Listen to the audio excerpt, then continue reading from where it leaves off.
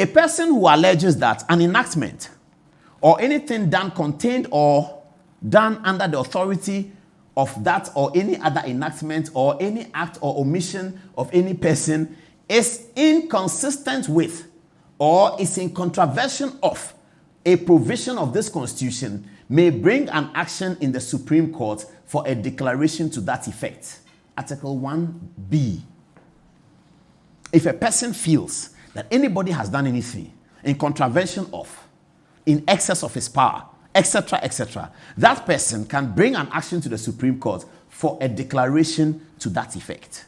How can the Supreme Court, when this jurisdiction is invoked, then say that I don't have jurisdiction, it should revert to the High Court? The only matter under the Constitution where the Supreme Court would have to revert to the High Court clearly is provided for in Article 131, says, subject to the jurisdiction of the High Court in the enforcement of the fundamental human rights. So if I'm suing on fundamental human rights, Article 33, the Constitution requires me to go to the High Court. There, the High Court has been given a sort of exclusive jurisdiction. Any other matter, it says that all matters relating to the enforcement and interpretation of the Constitution, including the powers conferred on Parliament. Separation of powers. It was a book written by Montesquieu, 1778. It's called Esprit les Lois.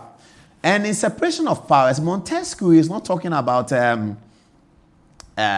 he's not talking about separation of powers so that the powers don't talk to each other. I mean, once you read separation of powers, you will come to the conclusion that there's no separation of powers. Political scientists, do you agree with me? Once you read a theory of separation of powers, you will actually come to the conclusion that there's no separation of powers. Because Montesquieu then whines in his theory and comes back to say that he is not suggesting that there should be, there's a word he uses, watertight separation.